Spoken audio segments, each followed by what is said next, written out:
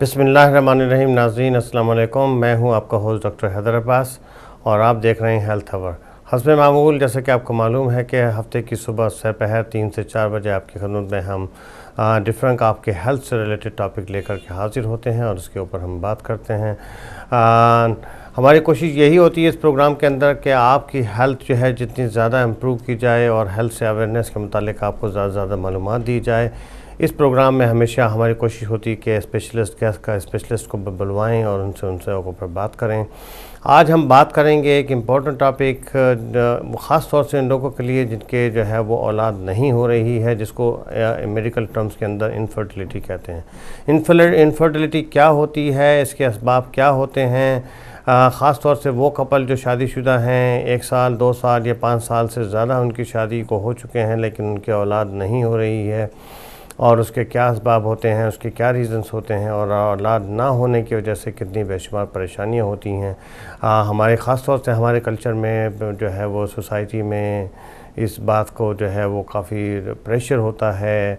ख़ास तौर से लॉज वगैरह से उनसे हमारे कल्चर सोसाइटी इस तरह की है कि अगर औलाद में अगर बच्चे होने में देर हो जाए, 10 महीने 12 महीने 1 साल से ज़्यादा हो जाए तो काफ़ी इस चीज़ को मायूब भी समझा जाता है और लोग परेशान हो जाते हैं।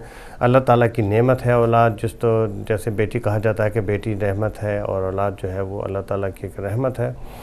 तो इसके ऊपर बात करने के लिए ख़ास तौर से कि इनफर्टिलिटी क्या होती है आज हम बात कर रहे हैं। कहा जाता है कि जी तकरीबन 7 शादीशुदा जोड़े, जिनमें से हर 7 आउट ऑफ 7 1 शादीशुदा जोड़ा जो होता है वो कहीं ना कहीं किसी इनफर्टिलिटी की वजह से जिनके बच्चे नहीं हो रहे होते वो उसको सफ़र कर रहे होते हैं।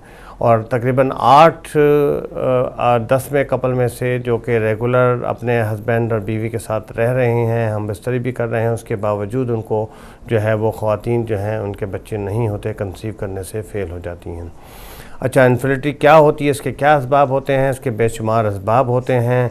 असबाब जिसके अंदर ख़ास तौर से आपके जो है कुछ ख़वातीन के अंदर जो है वो रीज़न्स होते हैं जिनमें ख़वातीन के अंदर कुछ ऐसे प्रॉब्लम्स, तो हम तफसील से हमने स्पेशलिस्ट गेस्ट को बुलवाए हुए हैं इसमें ख़ास तौर से बात करने के लिए। आज जो है वो स्पेशलिस्ट गेस्ट हमारे साथ मौजूद होंगे। इनफर्टिलिटी के स्पेशलिस्ट हैं हमारे जो हैं डॉक्टर अंजुम जुल्करनैन साहब। डॉक्टर अंजुम साहब जो हैं वो स्पेशलिस्ट गेस्ट हैं, गायनेकोलॉजिस्ट हैं ओल्डम हॉस्पिटल के अंदर। तो हम उनसे बात करेंगे, ये उनकी स्पेशलिटी है, ख़ास तौर से वो इस चीज़ के स्पेशलिस्ट हैं। और जो है वो आप तमाम हमारे जो हाज़रीन हैं आपसे मुतालिक, आपकी फ़ैमिली में कोई ना कोई ज़रूर ऐसा होगा, आपकी फ़ैमिली बहन को, किसी के भतीजी को, किसी फ़ैमिली में भतीजे को, कहीं किसी न किसी फ़ैमिली के अंदर एक कपल ऐसा होता है कि जिनको इस तरह का एक्सपीरियंस वो परसीव कर रहे होते हैं कि उनके जो है वो औलाद नहीं हो रही होती। तो ख़ासा एक परेशान कुन ये वाक़या होता है और लोग काफ़ी परेशान हो जाते हैं इससे। तो इस पर बात करेंगे हम, तफसील से इस पर बात करेंगे कि ख़वातीन में क्या असबाब होते हैं जिसकी वजह से औलाद नहीं होती और मर्दों में क्या असबाब होते हैं जिसकी वजह से औलाद नहीं होती। तो इस पर बात करने के लिए हमने आज स्पेशलिस्ट गेस्ट को बुलवाए हैं। आज हमारे जो स्पेशलिस्ट गेस्ट हैं वो डॉक्टर अंजुम हैं। डॉक्टर अंजुम जो हैं वो गायनेकोलॉजिस्ट हैं और ओल्डम हॉस्पिटल के अंदर। डॉक्टर साहब से बात करेंगे 1 मिनट के अंदर। थोड़ी सी मैं स्टैटिस्टिक्स जो है इस बारे में आपको बताऊं कि इसमें जो है इनफर्टिलिटी के ख़ास जो है असबाब हैं वो क्या होते हैं। कहा जाता है जी जो तकरीबन 25% जो है वो ख़वातीन जो है बग़ैर किसी रीज़न के, उसमें कोई बीमारी नहीं उनमें होती, कोई ख़राबी नहीं होती, उसके बावजूद भी जो है उनको जो है वो औलाद नहीं हो रही होती या वो कंसीव नहीं कर रही होती बेबी। ख़वातीन में ख़ास तौर से वो 25% वो ख़वातीन होती हैं जिनके ओवुलेशन के डिसऑर्डर्स होते हैं, जिनमें जो है वो यानी कि ओवरीज़ बच्चेदानी या एग वगैरह पैदा नहीं हो रहे होते। इन सारी तफसीलात के ऊपर बात करने के लिए इंशाल्लाह थोड़ी देर में हम अपने गेस्ट से बात करेंगे, चूँकि वो स्पेशलिस्ट हैं, माहिर इनफर्टिलिटी हैं। और लेकिन यह है कि मैं सिर्फ थोड़ा सा आपको बताने के लिए एक बैकग्राउंड बता रहा हूँ और इसमें इंशाल्लाह आगे चल कर के इसके ऊपर उनसे पूछेंगे तफसील से कि ऐसी ख़वातीन जिनके बच्चे नहीं हो रहे हैं या वो उनको ये प्रॉब्लम हो रहा है कि जी किसी वजह से प्रॉब्लम्स हैं, 2 साल शादी को, साल हो गया है। तो डॉक्टर साहब को हम इंट्रोड्यूस करवाते हैं। डॉक्टर साहब, डॉक्टर अंजुम साहब यहाँ हमारे स्टूडियो में मौजूद हैं। डॉक्टर साहब आपको हम वेलकम कहते हैं। डॉक्टर साहब जो हैं, डॉक्टर अंजुम साहब जो हैं स्पेशलिस्ट गायनेकोलॉजिस्ट हैं, कंसल्टेंट हैं, रॉयल ओल्डम हॉस्पिटल में एक्यूट पेनाइन केयर के अंदर जो है वो काम करते हैं। और इनकी जो स्पेशलिटी है, जो ख़ास स्पेशल इंटरेस्ट है इनफर्टिलिटी का। डॉक्टर साहब आपको वेलकम करते हैं स्टूडियो में। शुक्रिया बहुत बहुत आपका कि आप तशरीफ़ लाए और अपने कीमती टाइम से आपने हमें टाइम दिया। बहुत शुक्रिया जी, थैंक यू। डॉक्टर साहब आज हम बात कर रहे हैं इनफर्टिलिटी के ऊपर। जैसे कि आपकी स्पेशलिटी है माशाल्लाह, मेरा ख़ुद भी एक्सपीरियंस है, मैं काफ़ी आपके अपने पेशेंट्स वगैरह को भी जो है वो आपके पास भेजता रहता हूँ और बड़ी वो मुफीद उनको बेशुमार ऐसे मेरे पेशेंट्स हैं जिनको मैंने आपके पास भेजा है और आपके इलाज से अल्लाह ताला ने जो है उनको औलाद दी है। तो हम बात करने के लिए इस पर चलेंगे। मैं शुरू करूँगा डॉक्टर साहब यहाँ से कि ये जो इनफर्टिलिटी है, बांझपन जिसे उर्दू में कहते हैं, कि अक्सर लोगों के ख्वातीन लोग काफ़ी परेशान होते हैं ख़ास तौर से हमारे कल्चर के अंदर। तो ये हमारे नाज़रीन के लिए ज़रा सिंपल अल्फाज में ज़रा बताइए कि इनफर्टिलिटी या बांझपन क्या होता है। नामली कोई एक कपल जो है 1 साल तक जब ट्राई करता है प्रेगनेंसी के लिए, तो उसमें ऑलमोस्ट 87% कंसीव हो जाते हैं, 13% जो हैं वो कंसीव नहीं होते। अगर वो 2 साल ट्राई करेंगे तो ये 87% से 93% तक चला जाता है। 7% कपल जो हैं ओवरऑल कम्युनिटी में, उनमें डिफ़िकल्टी होती है प्रेग्नेंट होने में। ये डिफ़िकल्टी जैसे अभी आपने बताया कि बग़ैर किसी वजह के भी हो सकती है।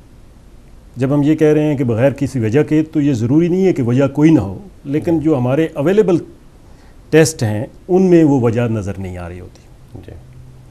और ये वजूहात के साथ भी हो सकती है, जिसमें जो मेनली वजूहात हैं उस मेल फैक्टर है, आदमी में उसके स्पर्म्स जो हैं वो ठीक नहीं होते या नहीं होते या कम होते हैं, या उनकी मूवमेंट कम होती हैं, या उनकी क्वालिटी ठीक नहीं होती, या फिर फीमेल में वो एग रिलीज़ नहीं कर रही होती, या ट्यूब्स बंद होती हैं। तो बेसिकली ये 3 मेजर फैक्टर हैं, स्पर्म का ठीक होना, एग्स का वक्त पे रिलीज़ होना, और ट्यूब का ओपन होना। ये अगर तीनों ठीक हैं तो हम कहेंगे जी अनएक्सप्लेन्ड इनफर्टिलिटी है। इसकी डेप्थ में जाएँ तो कुछ और चीज़ें निकलती हैं, जो लाइक एंडोमेट्रियोसिस है, जो बेसिकली उसमें ये होता है कि पीरियड दर्द के साथ आते हैं और पीरियड के बाद बाज़ औक़ात दर्द ज़्यादा रहती है। वो भी एक वजह है जिसमें बाकी सारी चीज़ें ठीक होती हैं, लेकिन एंडोमेट्रियोसिस अपनी जगह पे प्रॉब्लम काज कर रहा है। तो ये मेन चीज़ें हैं। अनएक्सप्लेन्ड है, मेल फैक्टर है, ट्यूब्स का बंद होना है, या फिर एग्स का रिलीज़ ना होना, और एक फैक्टर जो यूजुअली नज़र नहीं आता वो है एंडोमेट्रियोसिस। तो ये तकरीबन 7% पॉपुलेशन को अफेक्ट करती है। डॉक्टर साहब इस पे तफसील से मैं आपसे पूछूंगा थोड़ी देर में। नाज़रीन, हमारे जैसे कि आपका प्रोग्राम है कि हमारा प्रोग्राम जो है वो लाइव इंटरेक्शन प्रोग्राम होता है। हमारी टेलीफोन की लाइंस जो हैं खुल चुकी हैं। आपको इनफर्टिलिटी के मुतालिक आपकी फ़ैमिली में किसी के खुदा न खास्ता अगर बच्चे नहीं हैं या बच्चे नहीं हो रहे हैं, उसके क्या असबाब होते हैं, उसकी क्या रीज़न्स हैं, और आपको परेशान है इससे मुतालिक, तो आप टेलीफ़ोन उठाइए, टेलीफ़ोन मिलाइए, ज़रूर हमसे बात कीजिए। हमारे जो हैं डॉक्टर अंजुम साहब माहिर स्पेशलिस्ट हैं, ख़ास तौर से इनकी स्पेशलिटी ही ये है कि जिन लोगों की औलाद नहीं होती, इनफर्टिलिटी के स्पेशलिस्ट हैं, आपके सवाल का ज़रूर जवाब देंगे। और इंशाल्लाह हम पूरी कोशिश करेंगे कि हम आपको जो है वो आपके सवाल को कोशिश करें कि आपको इससे अवेयरनेस बताएं। मेनली हमारा मकसद ये होता है प्रोग्राम का कि इस प्रॉब्लम्स के डिफरेंट बीमारियां ला करके हम उनको डिस्कस करते हैं, और मेन हमारी यही प्रोग्राम होता है, मकसद इस प्रोग्राम का कि आपको अवेयरनेस पैदा करें कि अगर आप किसी तरह से आपके जहन में कोई सवाल है आपके डॉक्टर से, ताकि आपको एक गाइडेंस दे दी जाए यहाँ से कि आप अपने डॉक्टर से जा कर के उससे फिर बात करें। यहाँ इलाज तो हम नहीं बताते, लेकिन यह है कि हम आपको एक क्लियर गाइडेंस या एक हेल्थ अवेयरनेस इम्प्रूव करते हैं, ताकि आपको इससे पता चले, आपको फ़ायदा हो कि आप इस मसले में परेशान ना हो और किस तरह से इसमें आगे चीज़ें कर सकते हैं। जैसे डॉक्टर साहब बता रहे थे कि जी ख़वातीन में कुछ असबाब होते हैं, कुछ मर्दों में असबाब होते हैं, जिसकी वजह से जो है वो डॉक्टर साहब ने बड़ी तफसील से बताया कि तकरीबन ऐसी वो ख़वातीन कम से कम जो हैं वो 25% जिनमें अक्सर अनएक्सप्लेन्ड इनफर्टिलिटी होती है, बच्चे नहीं हो रहे होते। डॉक्टर साहब बता रहे थे कि हम कुछ टेस्ट करते हैं, टेस्ट वगैरह करने के बावजूद सारे टेस्ट नॉर्मल हो रहे होते हैं, लेकिन बाज़ औक़ात उनमें बच्चे नहीं होते। अच्छा डॉक्टर साहब, हम तफसील से ये पूछेंगे, जैसे आपने कहा कि जिन अनएक्सप्लेन्ड जो काजेज़ हैं, इस पर मैं अपने थोड़ा सा कन्फ्यूजन, ताकि हमारे नाज़रीन का ज़ाहिर हो जाए कि अनएक्सप्लेन्ड हम कहते हैं कि जिनमें कोई रीज़न नहीं पाया जाता, तो उसके अलावा कौन सा ऐसा अंडर रीज़न काज हो सकता है कि जिसकी वजह से उनके बच्चे नहीं हो रहे होते? देखिए, एक तो सादा सी बात यह है कि ये टाइम फैक्टर है। हम तवक्को ये करते हैं कि एक महीने में कोई बंदा एक ही दफ़ा ट्राई करता है और उसमें प्रेगनेंसी का चांस जो है वो 15% तक होता है।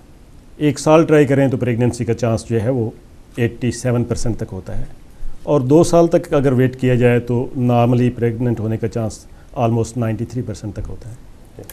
अनएक्सप्लेन्ड एरिया में अगर हम थोड़ा सा और टाइम दे दें तो उसमें कुछ कपल खुद ब खुद कंसीव हो जाते हैं। तो इसका मतलब ये हुआ कि टाइम फैक्टर है, चांस फैक्टर है, क्योंकि प्रेगनेंसी महीने में सिर्फ 1 या 2 दिन ही होते हैं जिसमें हो सकती है, उसके अलावा नहीं हो सकती, और वो दिन होते हैं। सॉरी आपको इंटरप्ट करूंगा, इस पे कंटिन्यू, बहुत इंपॉर्टेंट आपने ये बात की है। ज़रा एक कॉल ले लेते हैं तो आपको कंटिन्यू करेंगे। अस्सलाम वालेकुम। वालेकुम जी, कौन साहब कहाँ से बोल रहे हैं जनाब? मैं अली बोल रहा हूँ जी, हैकमल बाइक से। कहाँ से बात कर रहे हैं अली भाई? हैकमल बाइक से बात कर रहा हूँ जी। जी जी, क्या सवाल है आपका, बताइए। पहले तो सर, ये जुल्करनैन साहब ये पंजाब मेडिकल कॉलेज में होते थे, मेरा उनको सलाम जी। तो उनको देख के बड़ी खुशी हुई, और उनसे सवाल करना था कि मेल इनफर्टिलिटी की काजें सर बता दें, और आसिफ गिल साहब आपके होते हैं यहाँ पे, उनको भी मेरा सलाम कहें सर। मेल इनफर्टिलिटी की काजें भी बता दें प्लीज़। जी शुक्रिया बहुत बहुत अली भाई साहब, आपका बहुत बहुत शुक्रिया आपके सवाल करने का। ज़रूर डॉक्टर साहब से पूछते हैं। डॉक्टर साहब शुक्रिया बहुत बहुत अली साहब। डॉक्टर साहब अपनी आप बात को कंटिन्यू कीजिएगा, फिर उसके बाद ये अली साहब के जवाब दीजिएगा। तो आप बता रहे थे अनएक्सप्लेन का, उसके ऊपर कंटिन्यू। सॉरी आप अनएक्सप्लेन में दूसरा फैक्टर जो है वो ये है कि हम इन्वेस्टिगेट करते हैं ट्यूब, मेल फैक्टर और एग रिलीज। जी, हम इससे ज़्यादा इन्वेस्टिगेट नहीं कर सकते एक सेकेंडरी केयर सेटिंग में। सेकेंडरी केयर सेटिंग जो है जिसमें असिस्टेड रिप्रोडक्शन हम नहीं कर रहे हैं, हम सिर्फ उससे पहले वाला इलाज कर रहे हैं। जी, उस सेटिंग में अगर हम देखें तो ये हमारी लिमिटेशन है कि हम ये तीनों चीज़ें देखेंगे, ज़्यादा से ज़्यादा एंडोमेट्रियोसिस देख लेंगे। अगर हम टर्शरी केयर सेटिंग में जाएं जहां हम IVF कर रहे हैं हम, तो वहां हम ये देखते हैं कि एग्स जो रिलीज़ हुए हैं उनकी क्वालिटी क्या है। जी, स्पर्म जो हैं उनकी क्वालिटी क्या है, उनका इंटरेक्शन कैसे होता है, हम माइक्रोस्कोप के नीचे देख सकते हैं। जी, उनसे जो एम्ब्रियो डेवलप होता है उसकी क्वालिटी क्या है, उसकी डेवलपमेंट कैसे हो रही है, वो बहुत अच्छी क्वालिटी का एम्ब्रियो है या वो जो एम्ब्रियो है वो उसमें सेल्स सारे नॉर्मल हैं या कुछ सेल एबनॉर्मल हैं। ये सारे फैक्टर जो हैं ये बियॉन्ड हैं सेकेंडरी केयर सेटिंग के, जहाँ अनएक्सप्लेन इनफर्टिलिटी होती है। एक तो टाइम फैक्टर है, बाज़ औक़ात हमने पूरा टाइम नहीं दिया होता, और दूसरे फैक्टर यहाँ आ जाते हैं जिनको हम माइक्रो फैक्टर कहते हैं, जो अंडर माइक्रोस्कोप हम देखेंगे तो हमें पता चलेगा कि इनमें और फैक्टर हैं या नहीं है। तो नामली ये सारे अनएक्सप्लेन्ड के अंडर आएंगे, लेकिन अगर इसकी डेप्थ में जाएंगे तो आपको कोई ना कोई वजह मिल जाएगी। जी डॉक्टर साहब, तफसील से थोड़ा सा पूछेंगे। पहले ख़वातीन से मैं पूछूंगा कि ख़वातीन में वो कौन से असबाब होते हैं, अगर थोड़ा सा आप जो है वो आम अल्फाज में लोगों को बता दिए। उसके बाद फिर आएंगे कि मेल फैक्टर्स में कौन से ऐसे असबाब होते थे मर्दों में और ख़वातीन में। अक्सर हमारे कल्चर में ये होता है कि अगर औलाद नहीं हो रही होती तो जो है वो कल्चर में, हमारे सोसाइटी में ऐसा का एक कंसेप्ट बना हुआ कि औरतों को ब्लेम किया जाता है कि जी औलाद नहीं हो रही तो बस हमेशा औरत ही में फ़ॉल्ट होगा। तो इसलिए मैं इसके ऊपर अपनी ख़ास तौर से हम इसलिए बात कर रहे हैं कि ताकि हमारी कम्युनिटी में ये अवेयरनेस हो कि मेल में, मर्दों के अंदर भी कुछ ऐसे असबाब होते हैं जिसकी वजह से औलाद नहीं होती, और उसकी इन्वेस्टिगेशन भी ज़रूरी होती है। तो पहले आप बताइएगा डॉक्टर साहब कि ख़ास तौर से ख़वातीन में ख़ास तौर से वो कौन कौन से असबाब हैं जिसकी वजह से औलाद होने में जो है मुद्दत होती है। उसके बाद फिर मैं इन पर बात करूँ। जी, आपने दुरुस्त कहा कि असबाब मेल में भी हो सकते हैं और फीमेल में भी हो सकते हैं। जो औरतों में असबाब हैं, इसके जो मेन सबब है वो है एग का रिलीज़ ना होना। जी, एग का रिलीज़ ना होना, उसकी कई एक वजूहत हैं, लेकिन उसकी मोस्ट कॉमन वजह जो है वो पॉलीसिस्टिक ओवरी है। पॉलीसिस्टिक ओवरी जो है ये, इसका नॉर्मल इंसिडेंस जो है तकरीबन कोई 5 से 7% है, लेकिन इनफर्टिलिटी पॉपुलेशन में ऑलमोस्ट 30% तक पेशेंट पॉलीसिस्टिक ओवरी के होते हैं, जो जिस वजह से एग रिलीज़ नहीं होते। जी।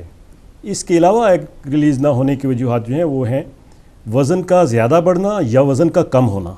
दोनों सूरतों में एग ज़रूरी नहीं कि रिलीज़ हो या एग रिलीज़ में प्रॉब्लम हो सकती है। जी। किसी की BMI जो वज़न और उसके हाइट की रेशो होती है वो 19 से कम हो या 30 से ज़्यादा हो तो एग रिलीज़ में प्रॉब्लम हो सकता है। जी।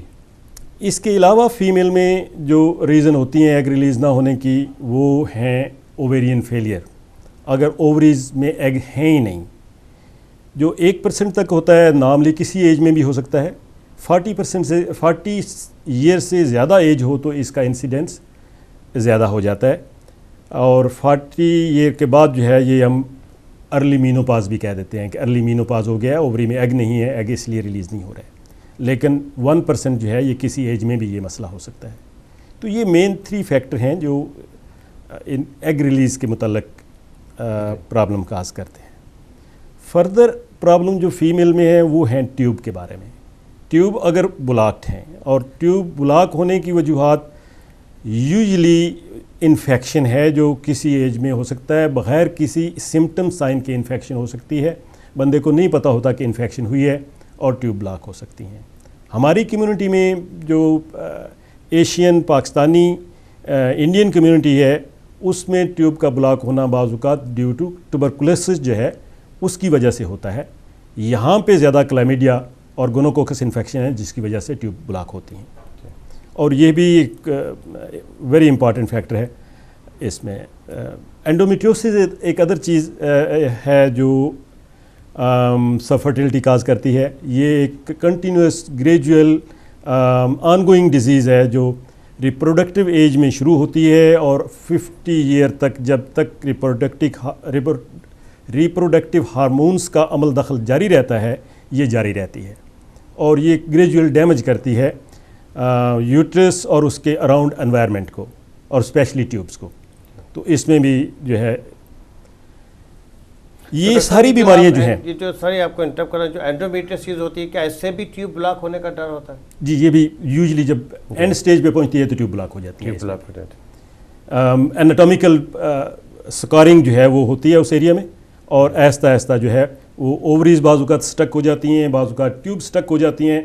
ऐसा भी होता है कि ट्यूब ओपन है लेकिन वो फंक्शन नहीं कर रही एंडोमेट्रियोसिस की वजह से। उसकी मिसाल मैं ऐसे देता हूँ कि ये हैंड हैं दो, ट्यूब बिल्कुल एग्जैक्टली ऐसी होती हैं। अब इन हैंड को बांध दिया जाए, अब एग ओवरी से रिलीज हो रहा है लेकिन ये हैंड आगे बढ़ के एग को पिक नहीं कर सकते। एग्जैक्टली ट्यूब ऐसी होती हैं कि अगर वो स्टक हो गई हैं एंडोमेट्रियोसिस की वजह से, दे कांट मूव ऑल दो फंक्शनली अगर आप उनको चेक करेंगे तो वो ओपन है। तो अगर हम इनको रिलीज कर दें, ये मूव कर सकती हैं तो फिर एग पिक कर लेती हैं, क्योंकि ओवरी से एग रिलीज होता है और ट्यूब ने पिक करना होता है। उनके फिमरिया बिल्कुल फिंगर लाइक होते हैं, they pick the egg from the tubes are around when it release in the pouch of Douglas. तो ये 3 इशू हैं, और ये तीनों ट्रीटेबल हैं। औरतों में जो इशू हैं यूजुअली ट्रीटेबल हैं। एग का रिलीज ना होना most of the time treatable है। ओनली 1 कंडीशन है जो वेरी रेयर है और 1% के करीब है, वो है ओवेरियन फेलियर। डॉक्टर साहब, यहाँ थोड़ा सा पॉलीसिस्टिक ओवरीज के बारे में आपसे पूछूंगा कि अक्सर जो है वो ख्वातीन काफ़ी परेशान होती हैं, जैसे आपने कहा कि वज़न का बहुत ज़्यादा होना, तो इसका लिंक जो है जो ख्वातीन बहुत ज़्यादा जिनका वज़न है उनको पॉलीसिस्टिक ओवरीज भी है, उनके बारे में आपकी जो है पॉलीसिस्टिक ओवरी बहुत कॉमन चीज़ है जी, उसके बारे में ज़रा बताइएगा कि क्या लिंक होता है ओबेसिटी से, वज़न ज़्यादा होने का, पॉलीसिस्टिक ओवरीज का, और ये कितना ज़्यादा, मैंने मेरी एक्सपीरियंस से काफ़ी हमारे ख्वातीन में कॉमन होता है। 80% में वज़न ज़्यादा होता है, 20% में वज़न नॉर्मल होता है जी। दोनों सूरतों में एग का रिलीज़ होना जो है वो अफेक्ट हो सकता है।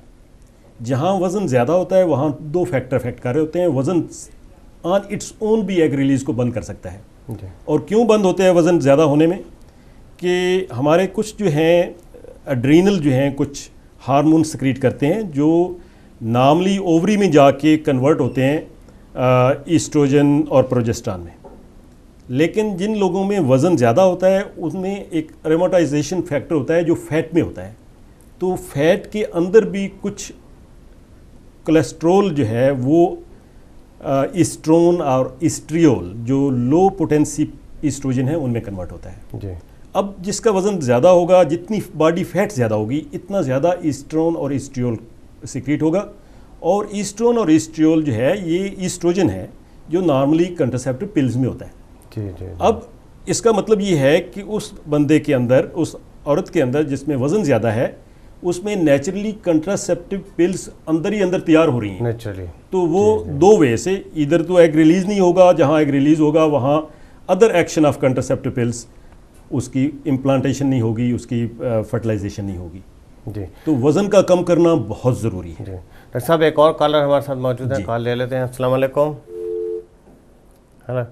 अच्छा कॉल, सॉरी डॉक्टर साहब आपको, तो जी कंटिन्यू करिएगा। ये वज़न का कम होना बहुत ज़रूरी है। पॉलीसिस्टिक ओवरी बजाते खुद जो है, मैं उसे कहता हूँ कि ये डिजीज़ नहीं है, ये जेनेटिक कंडीशन है। जेनेटिक कंडीशन है कि हमारे जीन्स में लिखा हुआ है कि आपने थोड़ा सा डिफरेंट होना है। इसको हम अगर डिजीज़ करके लेंगे तो ये ऐसी चीज़ नहीं है जिसका हम कोई इलाज करें और ये ठीक हो जाए। अगर आप मुझे भेजते हैं ये पेशेंट है, इसको पॉलीसिस्टिक ओवरी है, तो मेरे पास ऐसा कोई सिस्टम नहीं है कि मैं उसको उसके अंदर से पॉलीसिस्टिक ओवरी निकाल लूँ। जी और ये नाम भी गलत है, पॉलीसिस्टिक ओवरी ओवरी की डिजीज़ है ही नहीं। जी जी। ये हमने इसलिए नाम दे दिया कि पहली दफ़ा जिस बंदे ने इस कंडीशन को देखा, उसने देखा कि ओवरीज़ के ऊपर छोटे छोटे फोलिकल बने हुए हैं। छोटे छोटे फोलिकल, सिस्ट वो नहीं है, उनको सिस्ट कहना भी नहीं चाहिए, लेकिन चूंकि डिजीज़ का नाम पॉलीसिस्टिक ओवरी है तो हम इसे पॉलीसिस्टिक ओवरी कह देते हैं। आप ओवरी को निकाल दें तब भी वो डिजीज़ फिनोमिना जो है वो रहेगा। अब क्या होता है इसमें पॉलीसिस्टिक ओवरी में, जेनेटिक कंडीशन है, इसमें कुछ चीज़ें जो हैं वो ज़्यादा होती हैं या उनके होने का इम्कान ज़्यादा होता है, जिसमें early on irregularity of the period है, वेट गेन करना बड़ा आसान होता है इसमें और वेट लूज़ करना मुश्किल होता है। ऐसे जैसे हम अगेंस्ट द टाइड स्विम कर रहे हैं इस तरीके से। लेकिन नामुमकिन नहीं होता। अगर ये बंदा ये कहे कि मुमकिन ही नहीं है तो वो और बात है। मुमकिन होता है, मुश्किल होता है, हार्ड वर्क होता है। इसमें बाज़ औक़ात ऑयली स्किन होती है, एक्नी होती है, हिर्सुटिज्म हो सकता है। अगर कोई ट्राई कर रहा है प्रेगनेंसी के लिए तो प्रेगनेंस होना बाज़ औक़ात डिफ़िकल्ट हो जाता है, नॉट ऑलवेज, बाज़ औक़ात। ब्लड प्रेशर का चांस ज़्यादा होता है इन पेशेंट में डायबिटीज़ का चांस ज़्यादा होता है, इन पेशेंट में जॉइंट के प्रॉब्लम का चांस ज़्यादा होता है, इन पेशेंट में एंडोमेट्रियल कैंसर का चांस ज़्यादा होता है, but depend upon the age. So ये सारी कंडीशंस होती हैं। अगर हम वेट को नॉर्मल रख लें और 2-4 अदर हेल्दी लाइफस्टाइल एडवाइस को एक्सेप्ट कर लें तो ये सारी कंडीशन जो हैं या नहीं होंगी या होंगी तो बहुत लेट होंगी, जल्दी नहीं होगी। आप अगर एक बड़ी सिंपल सी सिचुएशन में बाज़ का सोचता हूँ कि पाकिस्तान में जब मैं होता था, मैंने 5-7 साल पाकिस्तान में काम किया है, 85 से लेकर 91 तक, और गायनाकोलॉजी में ही, और वहाँ पे पॉलीसिस्टिक ओवरी के पेशेंट बहुत कम आते थे। अब मेरी एनालॉजी है, मैं गलत भी हो सकता हूँ, लेकिन मेरी एनालॉजी ये है कि पाकिस्तान के सेटअप में जब एक लड़की शादी हो के मैके जाती, ससुराल में जाती है, तो उसको थोड़ा सा हॉस्टाइल एनवायरनमेंट मिलता है, उसको फौरी तौर पे एक्सेप्ट नहीं किया जाता, स्लोली एक्सेप्ट किया जाता है, दैट इज़ नेचुरल वे। तो उस पर उसकी सास भी और नंदे भी थोड़ा सा काम ज़्यादा ला देती हैं, वो काम करती है और काम करते करते उसका वज़न नहीं बढ़ता, साल 2 साल में 1-2 प्रेगनेंसीज हो जाती हैं। उसके बाद अगर उसके 1-2 बेटे हो गए तो उसका सोशल स्टेटस घर में बेहतर हो जाता है। उसके बाद अगर उसमें ओबेसिटी हो भी जाए तो पॉलीसिस्टिक ओवरी का जो मेन इफेक्ट है, जो मेन प्रॉब्लम है, जो हम समझते हैं वो नहीं होता। उनके बच्चे हो गए, बच्चों का प्रॉब्लम नहीं है। डॉक्टर साहब कंटिन्यू करेंगे, अब हमारा एक छोटे से ब्रेक का टाइम हो रहा है। शुक्रिया बहुत बहुत आपका। नाजरीन कहीं मत जाइएगा, हमारे साथ रहिएगा। डॉक्टर साहब बहुत ही इंतहाई मुफीद मालूमात आपको बता रहे हैं। डॉक्टर साहब ने बड़ी तफसील से आपको बताया, ख़ास तौर से ख़वातीन के अंदर के क्या असबाब होते हैं आप इनमें औलाद ना होने के। जैसे डॉक्टर साहब ने कहा कि जी अंडा पैदा ना हो, या पॉलीसिस्टिक ओवरीज एक कंडीशन है जिसके अंदर जो है वो फॉलिकल्स जो है वो मैच्योर नहीं होते, वो एक रीज़न होता है। उसका लिंक डॉक्टर साहब ने बताया कि पॉलीसिस्टिक ओवरीज और ओबेसिटी का क्या लिंक होता है। तो इंशाल्लाह कहीं में जाइएगा, हमारे साथ रखिएगा। एक छोटा सा ब्रेक 5 मिनट का, और उसके बाद हम डॉक्टर साहब से बात करेंगे ख़ास तौर से मेल फैक्टर के ऊपर कि ख़ास तौर से मर्दों के अंदर वो क्या असबाब होते हैं जिसकी वजह से औरतें प्रेग्नेंट नहीं होती और उनकी औलाद नहीं होती। तो हमारे साथ रहिएगा, इंशाल्लाह फौरन मुलाकात होती है। शुक्रिया।